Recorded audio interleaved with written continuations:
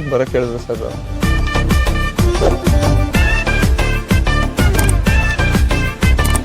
Hi Virat. Hi sir. Sir ಇದೇ ನನಗೂ royal T shirt ಹಾಕೊಂಬರೋಕೆ ಹೇಳಿ ನೀವು ಅದೇ ಹಾಕೊಂಬಂದಿದ್ದೀರಾ, ಏನು ವಿಷಯ ಸರ್? ಬನ್ನಿ ಹೇಳ್ತೀನಿ. ಸರ್ ಬನ್ನಿ ಬನ್ನಿ ಬನ್ನಿ, ನಾನು ಡ್ರೈವ್ ಮಾಡ್ತೀನಿ. ಬನ್ನಿ ಸರ್, ನೀವು ಆರಾಮಾಗಿ ಕೂತ್ಕೊಳ್ಳಿ ಸರ್, ನಾನು ಡ್ರೈವ್ ಮಾಡ್ತೀನಿ. ಪರವಾಗಿಲ್ಲ, ಬನ್ನಿ ವಿರಾಟ್, ನಾನು ಡ್ರೈವ್ ಮಾಡ್ತೀನಿ.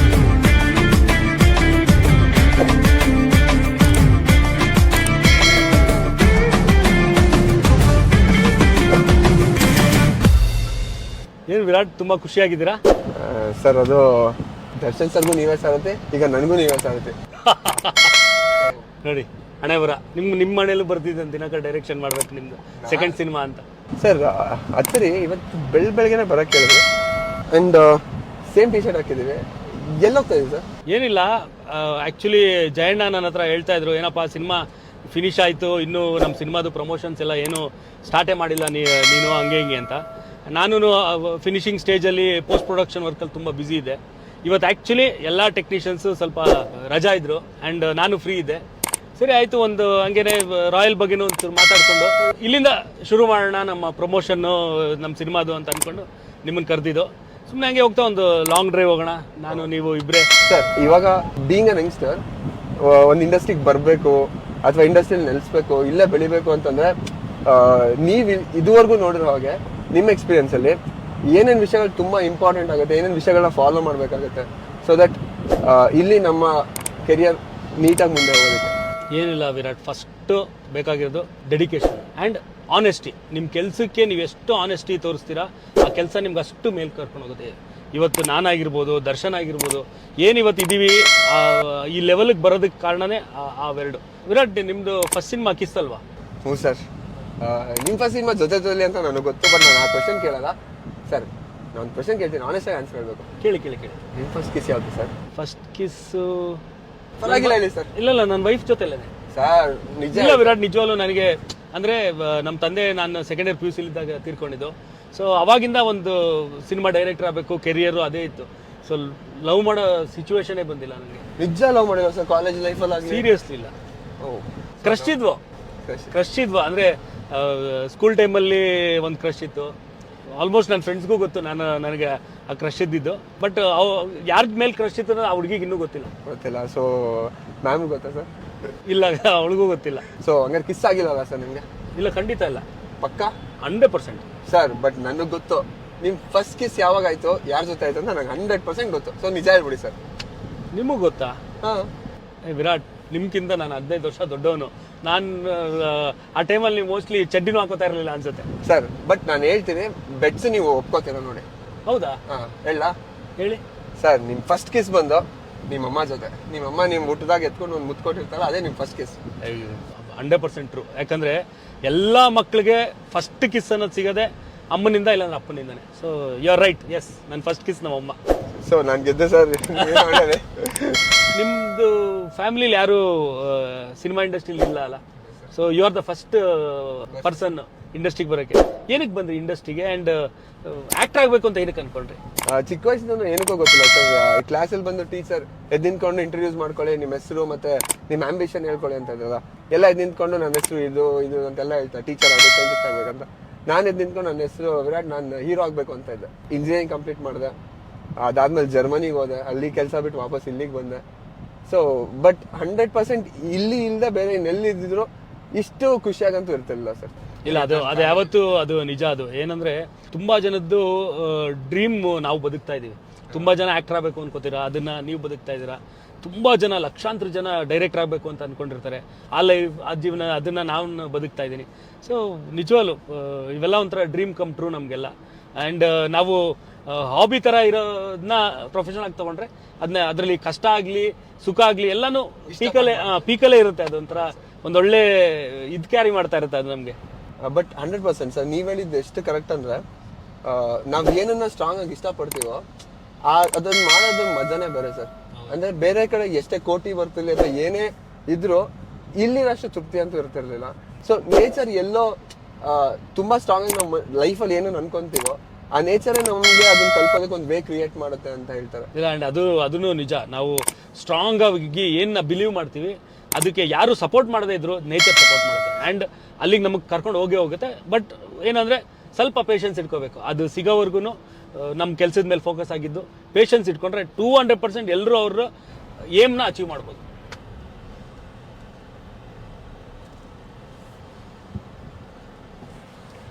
ಸರ್ ಇದೇನು ಸರ್ ಇಲ್ಲಿ ನಿಲ್ಸಿದ್ದು?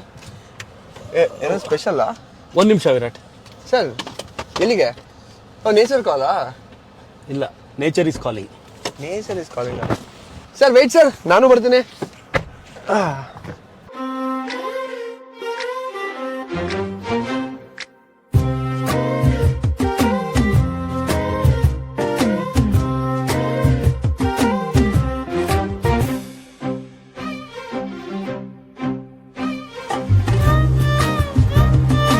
ಇದೇನು ಸರ್ ದುಡ್ಡಿಂಗ್ ಎಷ್ಟಿದೆ? Anything special?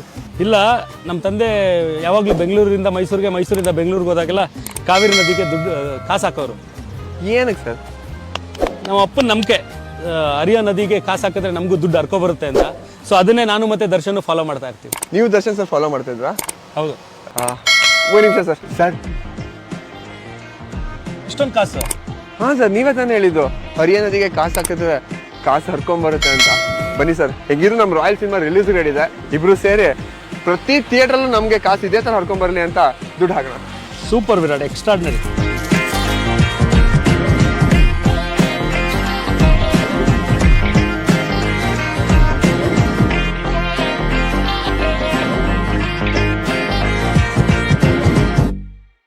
ಸರ್ ಇದೇನು ಮಾತಾಡ್ತಾ ಮಾತಾಡ್ತಾ ಮೈಸೂರಿಗೆ ಬಂದ್ಬಿಟ್ಟೆ, ಬಂದಿದ್ದೇ ಗೊತ್ತಾಗಿಲ್ಲ ಸರ್. ಸೊ ಇವಾಗ ಮೈಸೂರಿಯನ್ಸ್ ಆಗಿ ಮೈಸೂರಿಗೆ ಬಂದ್ಮೇಲೆ ಫಸ್ಟ್ ಕೆಲಸ ಏನು ಮಾಡ್ಬೇಕು ಹೇಳಿ? ಎಕ್ಸಾಕ್ಟ್ಲಿ.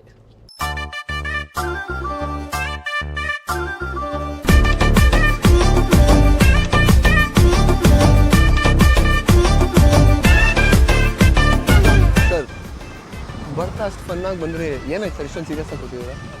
ಮೈಸೂರವ್ರಿಗೆಲ್ಲರಿಗೂ ಒಂದು ಎಮೋಷನಲ್ ಕನೆಕ್ಷನ್ ವಿರಾಟ್. ಇಲ್ಲಿ ತಾಯಿ ಚಾಮುಂಡೇಶ್ವರಿ ಜೊತೆಲಿ ಏನೇ ಕಷ್ಟ ಬಂದರೂ ಇಲ್ಲಿ ಬಂದರೆ ಅದೊಂದು ಇದರಿಂದ ನಮ್ಮನ್ನೆಲ್ಲ ಪಾರ್ ಮಾಡ್ತಾಳೆ ಅನ್ನೋ ಒಂದು ಕಾನ್ಫಿಡೆನ್ಸ್ ಬರುತ್ತೆ ಈ ಜಾಗಕ್ಕೆ ಬಂದಾಗೆಲ್ಲ. ಸೊ ಆ ಥರ ಒಂದು ಕನೆಕ್ಷನ್ ಇಲ್ಲಿ ಬಂದಾಗೆಲ್ಲ ಯಾವಾಗಲೂ ನಾವು ಸಾರಥಿ ಮಾಡೋದಲ್ಲ ವಿರಾಟ್. ಆ ಟೈಮಲ್ಲಿ ನೀವು ಚಾಮುಂಡೇಶ್ವರಿ ವಿಗ್ರಹ ಇದೆಯಲ್ಲ, ಅದನ್ನು ನನಗೆ ಅಲ್ಲಿ ಥಿಯೇಟ್ರ್ ಹತ್ರ ನಿಲ್ಸೋಣ ಅಂತ ತುಂಬ ಆಸೆ ಇತ್ತು, ಮೇನ್ ಥಿಯೇಟ್ರ್ ಹತ್ರ. ಸೊ ಅದನ್ನು ಅಲ್ಲಿ ನಿಲ್ಲಿಸ್ಬೇಕಾದ್ರೆ ನರ್ತಕಿ ಥಿಯೇಟ್ರ್ ಮ್ಯಾನೇಜರ್ ಬಂದ್ಬಿಟ್ಟು ನಮ್ಮ art department art directory Kumar ಅವ್ರಿಗೆ ಹೇಳ್ತಾ ಇದ್ರಂತೆ, ಯಾಕೆ ಸರ್ ನಿಲ್ಲಿಸ್ತೀರಾ, ಇನ್ನೊಂದು ವಾರದಲ್ಲಿ ತೆಗಿಬೇಕು, ಸುಮ್ಮನೆ ಯಾಕೆ ಇಷ್ಟು ಕಷ್ಟಪಡ್ತೀರಾ ಅಂತ. ಅಂದರೆ ಅವಾಗ ತುಂಬ ಅಂದರೆ ತುಂಬ ಕ್ರೂಷಲ್ ಕಂಡೀಷನಲ್ಲಿ ಇದ್ವಿ ನಾವು, ನಮ್ಮ ಫ್ಯಾಮಿಲಿಯವರು. ಬಟ್ ಆ ತಾಯಿ ಚಾಮುಂಡೇಶ್ವರಿ ಆಶೀರ್ವಾದ ಹೆಂಗಿತ್ತು ಅಂದರೆ 100 ದಿನದವರೆಗೂ ಆ ಜಾಗದಿಂದ ಚಾಮುಂಡೇಶ್ವರಿ ವಿಗ್ರಹ ತೆಗೆದಿಲ್ಲ. ಸೊ ಅದು ಯಾವಾಗಲೂ ಅದೊಂದು ನಮ್ಮ ಬೆನ್ನಿಂದ ನಿಂತ್ಕೊಂಡು ಆಶೀರ್ವಾದ ಮಾಡ್ತಿರ್ತಾಳೆ ತಾಯಿ ಅಂತ ಅನಿಸುತ್ತೆ. ಆ್ಯಂಡ್ ಅದ್ರ ಸಿಮ್ಟಮ್ಸು ತೋರಿಸ್ತಾ ಇರ್ತಾಳೆ ಅವಳು. ಇಲ್ಲ ಸರ್, 100% ನಿಜ. ಯಾಕಂದರೆ ಮೈಸೂರವ್ರಿಗೆ ತಾಯಿ ಚಾಮುಂಡೇಶ್ವರಿ ಅಂದರೆ ಅದೊಂದು ಎಮೋಷನ್ ಇರುತ್ತೆ, ಪ್ರೀತಿ ಇರುತ್ತೆ. ಎಂಥ ಕಷ್ಟದಲ್ಲೂ ಯಾರು ಕೈ ಬಿಟ್ಟರು ಅವಳು ಕೈ ಬಿಡೋಲ್ಲ ಅನ್ನೋ ಒಂದು ಕಾನ್ಫಿಡೆನ್ಸ್ ಇರುತ್ತೆ. ನನಗೂ ಈಗ ಫಾರ್ ಎಕ್ಸಾಂಪಲ್ ಇಂಡಸ್ಟ್ರಿಯಲ್ಲಿ ಯಾರೂ ಪರಿಚಯ ಇಲ್ಲ ಸರ್. ಪ್ರತಿ ಸೀರಿಯಲ್ಗೆ ಸೆಲೆಕ್ಟ್ ಆಗುವೆ, ಆಮೇಲೆ ಅದೇನೋ ಕಾರಣಾಂತರಗಳಿಂದ ಕ್ಯಾನ್ಸಲ್ ಆಗೋದು. ಸಿನಿಮಾಗೂ ಹಂಗೆ ಆಗ್ತಾಯಿತ್ತು ಸರ್. ಸ್ಟಾರ್ಟಿಂಗು ತುಂಬ ಜನ ದುಡ್ಡು ಇಸ್ಕೊಂಡು ನಿನಗೆ ಅಲ್ಲಿ ಕೊಡಿಸ್ತೀನಿ ಇಲ್ಲಿ ಕೊಡಿಸ್ತೀನಿ ಅಂತ ಹೇಳಿ, ಆಮೇಲೆ ಯಾರು ಫೋನ್ ಎತ್ತಿಲ್ಲರ ಟೈಮಲ್ಲೆಲ್ಲ ಬಂತು. ಒಂದು ಬೆಂಗಳೂರು ಬಿಡಬೇಕಾಗಿರೋ ಪರಿಸ್ಥಿತಿಲಿ ನನ್ನ ಇದ್ದಿದ್ದು ಕೊನೆ 90 ರೂಪಾಯಲ್ಲಿ ಮೈಸೂರಿಗೆ ಡೈರೆಕ್ಟ್ ಚಾಮುಂಡಿ ಬೆಟ್ಟಕ್ಕೆ ಬಂದು ಅಮ್ಮನ ಹತ್ರ ಕೇಳ್ಕೊಂಡೆ ಅಷ್ಟೇ, ಅಮ್ಮ ನಂಗೆ ನಿಜ ಯಾರೂ ಇಲ್ಲ, ನೀನೇ ಕೈ ಹಿಡಿಬೇಕು ಅಂತ. ನಿಜ ಚಾಮುಂಡಿ ಬೆಟ್ಟದಿಂದ ನಾನು ವಾಪಸ್ ಬ್ಯಾಂಗ್ಳೂರಿಗೆ ಹೋಗೋಷ್ಟರಲ್ಲಿ ನನಗೆ ಒಂದು ಪ್ರಾಜೆಕ್ಟ್ ಕಾಲ್ ಬಂದಿತ್ತು ಸರ್. ಸೊ ನನಗೆ ಯಾರಿಲ್ಲ ಅಂದರೂ ತಾಯಿ ಇರ್ತಾರೆ. ನಿಮಗೆ ಮಾತ್ರ ಅಲ್ಲ, ಇಡೀ ಮೈಸೂರಿಯನ್ಸ್ಗೆ ಯಾರು ಇಲ್ಲದೆ ಹೋದ್ರು ಈ ತಾಯಿ ಚಾಮುಂಡೇಶ್ವರಿ ಇದ್ದೇ ಇರ್ತಾರೆ ಸರ್. ಮೈಸೂರಿಗೆ ಬಂದಾಯ್ತು, ತಾಯಿ ಚಾಮುಂಡೇಶ್ವರಿ ಆಶೀರ್ವಾದನೂ ಪಡ್ಕೊಂಡಾಯ್ತು. ಟೈಮ್ ಹೋಗಿದ್ದೇ ಗೊತ್ತಾಗಿಲ್ಲ ಸರ್. ಬಟ್ ನನ್ನ ಹೊಟ್ಟೆಗೆ ಟೈಮ್ ಹೋಗ್ತಿರೋದು ಗೊತ್ತಾಗ್ತಿದೆ ಸರ್. ತುಂಬ ಹೊಟ್ಟೆ ಇಷ್ಟ ಇದೆ. ಒಂದು ಭರ್ಜರಿಯಾಗಿ ಒಳ್ಳೆ ಊಟ ಕೊಡಿಸಿ ಸರ್. ನಾನ್ ವೆಜ್ ತಿಂತೀರಾ? ಏನು ಸರ್ ಹಿಂಗೆ ಕೇಳ್ತೀರಾ? ಹೌದಾ, ಹಾಗಾದ್ರೆ ಬನ್ನಿ, ಒಂದು ಒಳ್ಳೆ ಕಡೆ ನಾನ್ ವೆಜ್ ಊಟ ಮಾಡಿಸ್ತೀನಿ.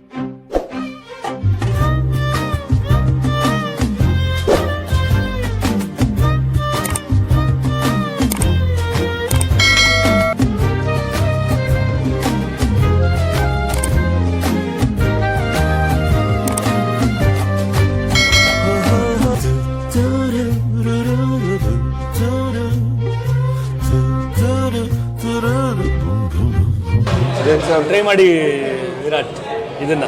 ಇದೇನು ಸರ್ ಹಾಫ್ ರೈಸ್ ಕೇಳಿ ಇಷ್ಟೊಂದು ಕೊಟ್ಟಿದ್ದಾರೆ? ಏನು ವಿರಾಟ್ ಇಷ್ಟಕ್ಕೆ ಹಿಂಗೆ ಹೇಳ್ತೀರಾ? ನಮ್ಮ ತಂದೆ ಇದೇ ಏರಿಯಾ ಗೊತ್ತಾನೆ, ಮಂಡಿಮೋಲ. ಅವರು ಗರ್ಡಿಲಿ ವ್ಯಾಯಾಮ ಮಾಡಿ 2 ಫುಲ್ ಬಿರಿಯಾನಿ ತಿಂದು ಇಲ್ಲೇ ನಮ್ಮ ದೊಡ್ಡಪ್ಪ ಅವ್ರ ಬೇಕ್ರಿ, ಜನಾರ್ದನ್ ಬೇಕ್ರಿ ಅಂತ, ಅಲ್ಲೋಗಿ ಬ್ರೆಡ್ಗೆಲ್ಲ ರೆಡಿ ಮಾಡಿಬಿಟ್ಟು ತಿರ್ಗಾ 11 ಗಂಟೆಗೆ ಮನೆಗೆ ಹೋಗ್ಬಿಟ್ಟು ಟಿಫನ್ ಮಾಡೋರಂತೆ ನಮ್ಮಪ್ಪ. ಆಗಿನ ಕಾಲದವ್ರ ಕೆಪಾಸಿಟಿ ನಾವೆಲ್ಲ ಮ್ಯಾಚ್ ಮಾಡೋಕ್ಕಾಗುತ್ತೆ ಸರ್. ಬಟ್ ಆದರೂ ಈಗ ನೀವು ಗಿಮ್ಮು ಎಲ್ಲ ಮಾಡ್ತಿರ್ತೀರಾ, ಅಟ್ಲೀಸ್ಟ್ ಇದು ತಿನ್ಬೋದು, ನೀವು ಟ್ರೈ ಮಾಡಿ ಮುಗಿಸಿ. ಯಾ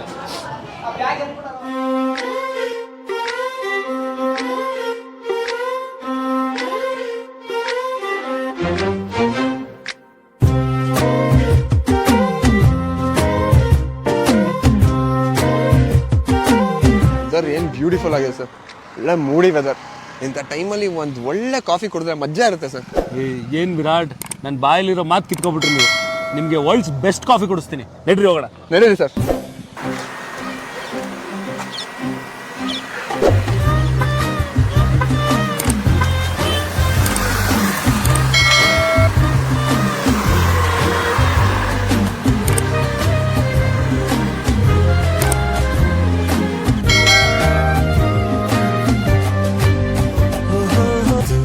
ಬನ್ನಿ ಹೋಗೋಣ. ಸರಿ ಇಲ್ಲ ಎಸ್.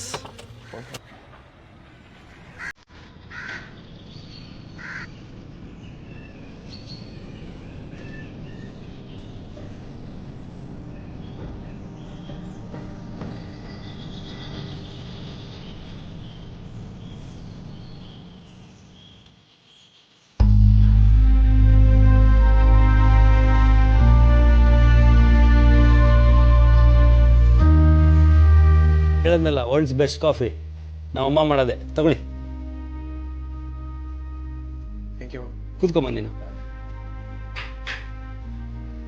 ಹೀಗಿದೆ ವರ್ಲ್ಡ್ಸ್ ಬೆಸ್ಟ್ ಕಾಫಿ ತಾನೆ.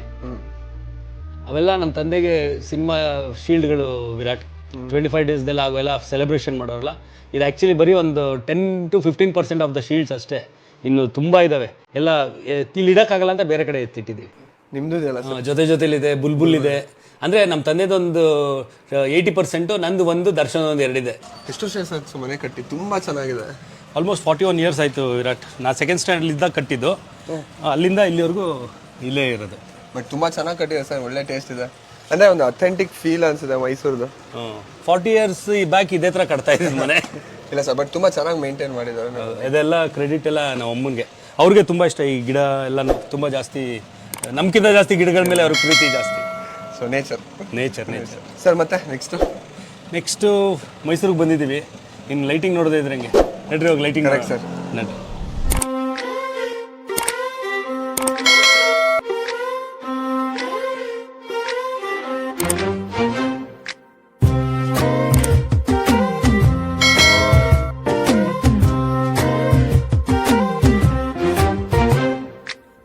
ಸಂಜೆ ಹೊತ್ತಲ್ಲಿ ಸುಮ್ಮನೆ ಕುಂತಲಿ ಸೊಳ್ಳೆ ಸುಳಿ ಅಂತಿದೆ.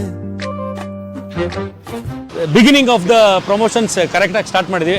ಅದು ನಮ್ಮ ರಾಯಲ್ ಸಿಟಿಲಿ ಇಂಥ ಅದ್ಭುತವಾದ ಲೈಟಿಂಗ್ ಅಲ್ಲಿ ದೇವ್ರು ಕೂಡ ಶುಭ ಸಂಕೇತ ಕೊಡ್ತಾ ಇದೆ ಮಳೆ ಮೂಲಕ. ಹೌದು, ಶುಭ ಸೂಚನೆ. ಸೊ ಈ ಮಳೆ ಹೆಂಗೆ ಸುರಿತಾ ಇದೆ, ಹಂಗೆ ಜನನು ಥಿಯೇಟ್ರಿಗೆ ಬಂದು, ಹಂಗೆ ಪ್ರೊಡ್ಯೂಸರ್ ಬಾಕ್ಸ್ ಆಫೀಸ್ ಕೂಡ ಹಿಂಗೆ ದುಡ್ಡು ಮಳೆ ಸುರಿಲಿ. ಅಂಡ್ ಆಲ್ಸೋ ಈ ಮೂವಿಗೆ ಇದೇ ದಸರಾ ಥರ ಒಂದು ಒಳ್ಳೆ ಆಶೀರ್ವಾದ ನಮ್ಮ ಚಾಮುಂಡೇಶ್ವರಿ ತಾಯಿ ಕೊಡ್ಲಿ.